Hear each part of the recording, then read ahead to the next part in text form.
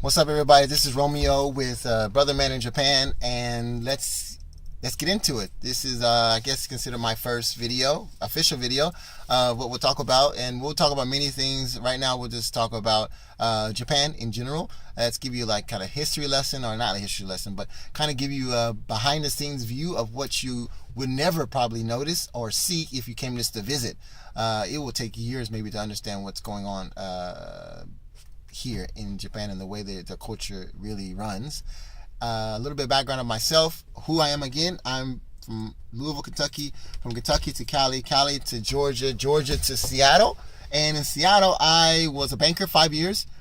I know the investment world. I understand the financial world. And from Seattle, I moved to Japan. And Japan, I've been there about 8 years. I went to university here in Kobe, and a lot of people don't know, probably people do know, Kobe was named after this city called Kobe.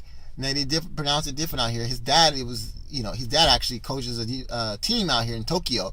So, his dad loved Japan, and a lot of people don't know how to pronounce his pronunciation of his name. Kobe is what they say, but his name is Kobe. So it's Kobe. Anyway. So a little bit of credentials on myself, more if you need it. Like I said, I've been here 8 years, but what I did here, I studied international studies. International studies is about almost, you can say, any relationship between different countries.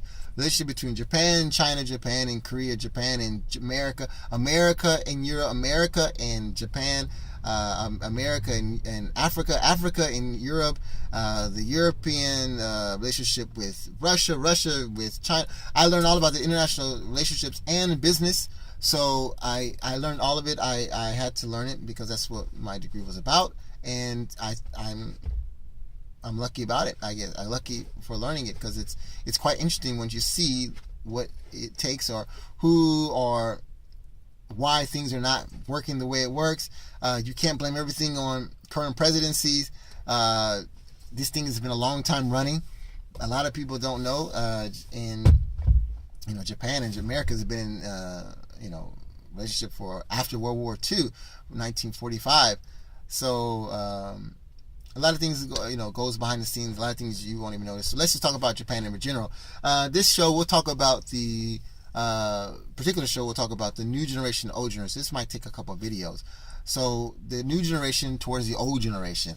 I broke it up to 4 different age groups because 4 different age groups is really how it's seen in Japan as well. 2 age groups could be in one generation. 2 age, it breaks up a little bit different. But in general, our aim will be new generation towards the old generation.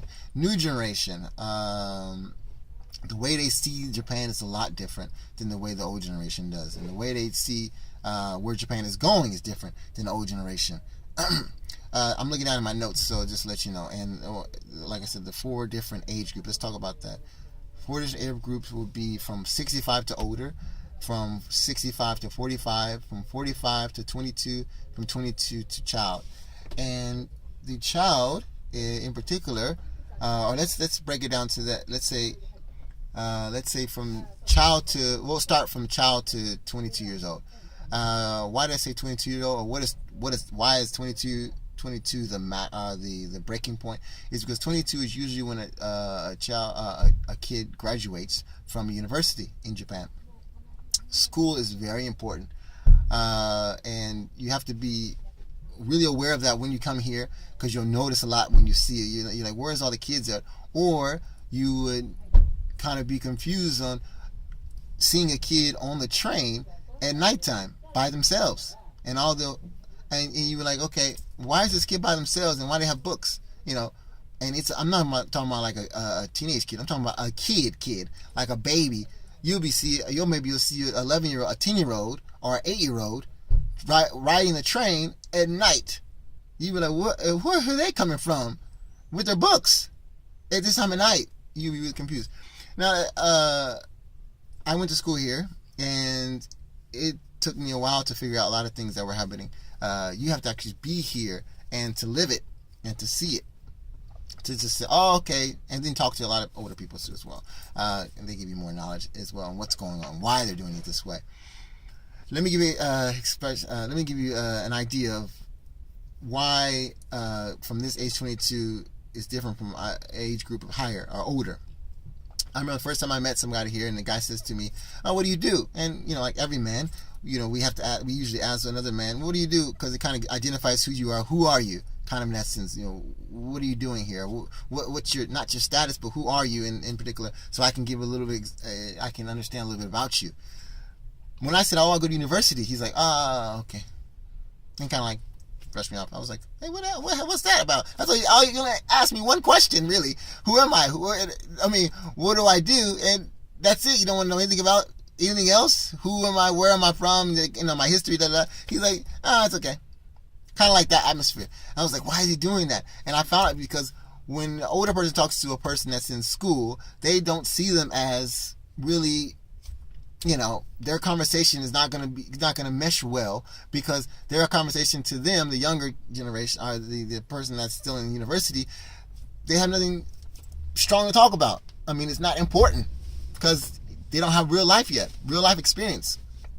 So I was really confused because I worked before I came to Japan, so I was like, "Oh, hey, he doesn't really know me. Maybe I look young, but I've had experience in the work world, so I know how the real world works." But from 22, the child, their goal or their aim, not say their aim, but what their mandate, I can say, is to study all day, pretty much in that mindset. Study from 8 o'clock to max probably would be 11:30 at night. 11:30 at night studying. Now, my dad is an educator. My dad has 4 or 5 degrees. He has a doctorate degree. When he came here, he said, "Oh my goodness, that is amazing. They're studying? They're still studying? That's incredible. That's incredible." And he's an educator, so he was just blown away by that. Kids from until the age of, like I said, 22, they could be studying until 11:30 at night. When you're in university, you don't study as much as you would if you're still in school, in high school, because your goal is to get to the university. The good university helps you get to a good job, and once you get a good job, then you're kind of set in that sense, right? Your job is kind of identifies who you are. So from the kids, they'll go from 8 o'clock. They'll go to school. School ends at about 3 o'clock. 3 o'clock, they'll go to another school called Juku. Juku, it goes to about, like I said, max. Closing time is like 11:30, and the kids are used to it. That's the old and new generation. They're used to that. They understand that. It makes sense. And who else knows it? The cartoon stations know it as well. They don't usually put on cartoons until nighttime, because they know kids aren't home until nighttime. They know that they're studying. That's just their culture. They understand that. They don't need to put on cartoons until nighttime. Of course, there's different generations. There are people that love anime, and they watch it all the time, and they can just look it up online. So, but the stations, they said, no, we have to wait until the kids get home, because that's when our money's coming. So, different mindset in regards to how they do things. Japan, for this age group, their, like I said, mandate is studying, but there's another component as well to it. There's the sports component as well. Sports will be the only reason that they will be not left behind. They will take more time to study in school. That means an extra year. They will be 23 years old, something like that, to graduate. Because sports in Japan is huge as well. I joined one of the sports teams. I went to one of the huge universities out here. Number one in football. In America, we say football, but internationally, they say American football, because football to international people means soccer. But Americans, we don't think that way, right? So I played for one of the number one universities in the country. A lot of people don't know this. Japan is number 3 in the world for American football, or football. Number 1 is America, number 2 is Canada, number 3 is Japan. So I was in a university, the best university in the country. Played on that team. What I didn't know is how hard they run. They go hard when it comes to sports in school. So why is it that UB is left behind is because the way they run their sports. There's the guy, one of the coaches came to me, very famous coach. He said, "Do you really want to join the team?" I said, "Oh yeah, of course. I want to get some exercise. I want to run. I want to, I can ball, in football." So he's like, "Okay, well, I'm gonna tell you a little difference between America and Japan. In America, Japan, we go hard in regards to sports. We practice every day. I said, what do you mean every day? Oh, okay, that's not a big deal. He says, he means every day of the year. Their study, I mean, their practice is every day of the year. The only day they only get about maybe 2 weeks off the whole year of practicing. Even, I mean, every day was a practice, but then Mondays we get off, but Mondays was video day. It was meeting day. I was like, hey, what days do we get off, really? Really, you don't get a day off. Sunday, maybe your day off because the game was on Saturday or something like that, but really, we don't do any days off. But if you're in baseball, it's even worse. Maybe you only get 1 day out of the year. 1 day. That was the old generation, I heard. 1 day of the whole year. That was New Year's Eve. New Year's Eve, you get the day off. That's it. That's how they go hard. So that's why you would usually not be able to complete your classes and then graduate. So the way Japanese run, they go hard almost in everything. Like I said, they study from 8 o'clock to 11:30 at night. They practice every day. So, it's not like a conflict of interest, but in reality, it's they figured out that oh, I'm gonna do sports, or I'm gonna do studying hard. And some schools have even decided, the country has even decided to make some schools focus on these kind of criteria, these kind of things. So, for instance, you might have a sports school, high school, or you might have a science high school. Or it's not like trade schools, but they're literally like almost like trade schools because they really are known for this. There's baseball schools, high schools, or basketball high schools, or there's soccer high schools. I mean, they literally break it down so kids can get into the right way, so they can complete it and then do their best in what they're doing. And that's pressure, bro. That's pressure in all ways. You have pressure coming everywhere in Japan. I mean, older generation has pressure, and younger generation has pressure to get to these certain things and get to these certain universities or these certain schools or these certain jobs. And then when you're in a job, there's more pressure as well. And hopefully we'll talk about that as well, the pressure. Japan has one of the highest suicide rates in the world as well. They did. Like Lithuania was like number 1, I believe it was, but then after that was Japan was around behind that because there's so much pressure here to do things, and the pressure is consistent. You wouldn't notice it for just looking at them because they look like they're having a good time or they're so nice. You'd be like, oh, great, they're so wonderful. There's so much pressure here. It's amazing for their people. And let's see how. And another description of who they are, Japanese people. Oh, the writing, different writing. A lot of people don't notice it. They are not Chinese. They are not Korean. I thought they were. I'm from the South. I live in Georgia, in Louisville, Kentucky. I was born, so I didn't know what really was the difference between Japanese, Chinese, and Korean. We mostly see Koreans and Chinese, right? Because they have a lot of shops in our neighborhood, which they take over, which they're smart. That's called being intellectual because they figured out, okay, they're not going to give us money in the banks. We might as well make our own banks with us, just us, whatever. Our neighborhood or our people, we're going to make a bank with us. And we're going to share with each other.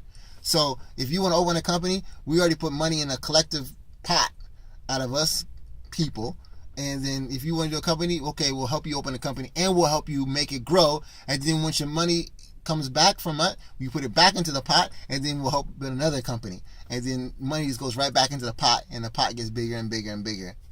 I learned that in the banking world, and I learned that actually coming overseas, which really surprised me. I was like, oh wow, they're really into each other. They're really community based. Japanese, again, their writing is different. Their language, they speak different language, different culture, different history. Their writing is different. Japanese has 3 different ways of writing: hiragana, katakana, and kanji. Kanji is kind of a form of Chinese characters, but it's different because there's different pronunciation when they speak it. Hiragana is what kind of separates them exclusively, being Japanese. Hiragana, the way they write, and there's katakana. Katakana is like foreign language turned into Japanese pronunciation. So, example, elevator. Elevator. It's elevator, but they don't have any B. I mean, they don't have any V's. Their V's are B's. So you be like, okay, is that English? Like, it's English, but they don't have certain words, letters they say. So I hated katakana when I was learning. I was like, man, this sucks. This is not English. I don't know what this is. Just certain words like, that ain't English. I don't know what you're talking about. So that was a hard thing to study. for a long time was katakana. Hiragana and kanji was easier for me because it was like, okay, it's Japanese. My mindset is, okay, this is different. This was different language. Let me learn this language.